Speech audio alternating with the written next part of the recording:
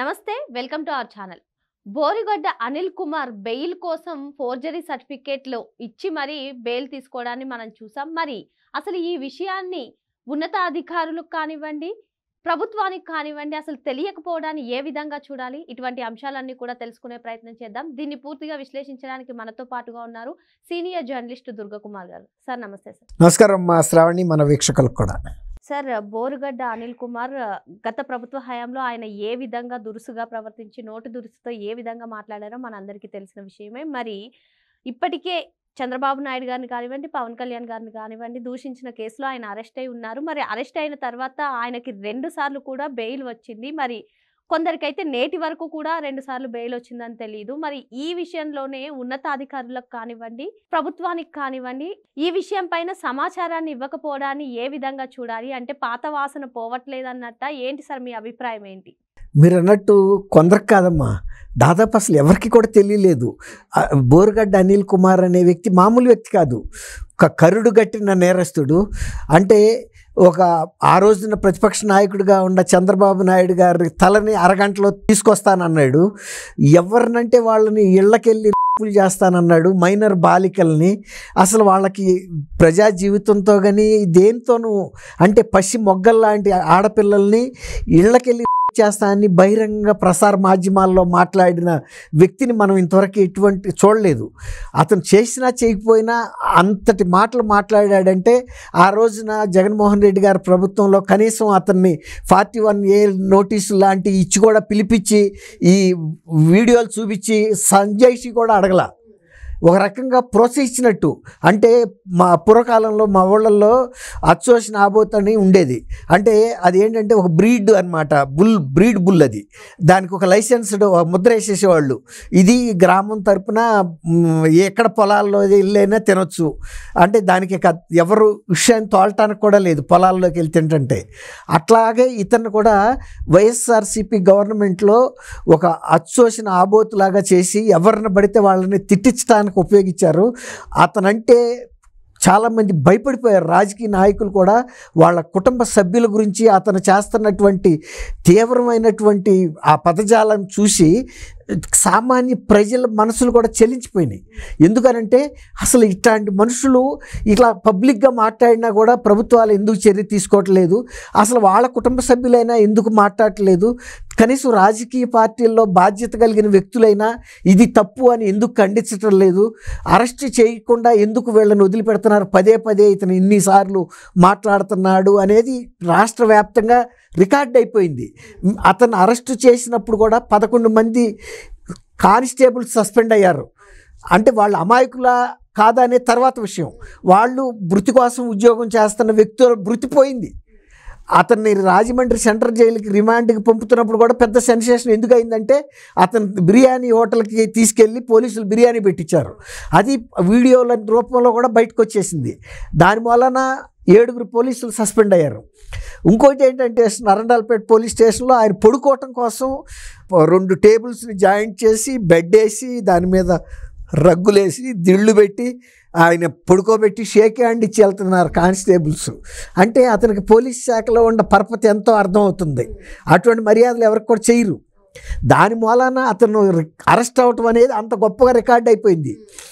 ఆ తర్వాత అతను బెయిల్ పొందిన విషయం మీరు అన్నట్టు అసలు అట్లాంటి వ్యక్తి రిలీజ్ అయితే ప్రజలందరికీ తెలుసుకోవాల్సిన అవసరం కూడా ఉంది, తెలియజేయాల్సిన అవసరం కూడా ఉంది. నేనంటాను సోషల్ మీడియా కూడా దాన్ని అంతగా పట్టించుకోలేదేమో అనిపించింది. అంత ప్రొజెక్ట్ అవ్వలా. అతను పోలీసులు సస్పెండ్ బిర్యానీ హోటల్కి వెళ్ళినప్పుడు సెన్సేషన్ అయింది, వైరల్ అయింది. అరండాల్పేట పోలీసులు పడక ఏర్పాట్లు వైరల్ అయింది. కానీ అతను సైలెంట్గా తెచ్చుకుని మధ్యంతర బెయిల్ తెచ్చుకుని బయటకు వెళ్ళిపోయి 14వ తారీఖున వెళ్ళాడు, ఫిబ్రవరి 14న. 28 లోపల ఆయన వచ్చి సరెండర్ అవ్వమన్నాడు.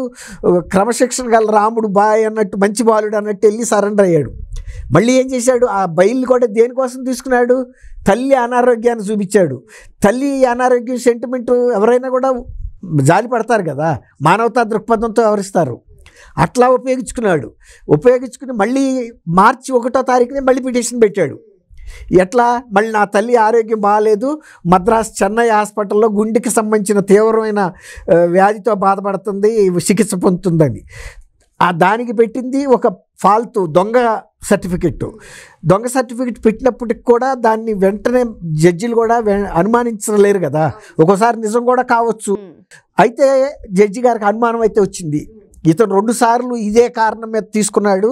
అసలు దీని గురించి ఆయన అడిగాడు ప్రాసిక్యూషన్ అడిషనల్ అడ్వకేట్ జనరల్, ఏంటి ఈ సర్టిఫికేట్ మీద మీ అభిప్రాయం? ఆయన కూడా వెంటనే చూసి చెప్పలేడు కదా, మేము ఖచ్చితంగా దీని మీద విచారణ జరిపిస్తామని చెప్పారు. అప్పటికే అనంతపూర్ పోలీసులు దీని మీద అనుమానం వచ్చి గుంటూరు పోలీసులకి రెఫర్ చేశారు. గుంటూరు పోలీసులకి ఇప్పుడు వీళ్ళు కూడా ఎవరో కోర్టు ద్వారా కూడా అందింది అసలు ఈ సర్టిఫికెట్ ఎవరిచ్చారు, ఇది నిజమా ఒట్టిదా అని. తీరా చూస్తే అది పూర్తిగా దొంగ సర్టిఫికెట్.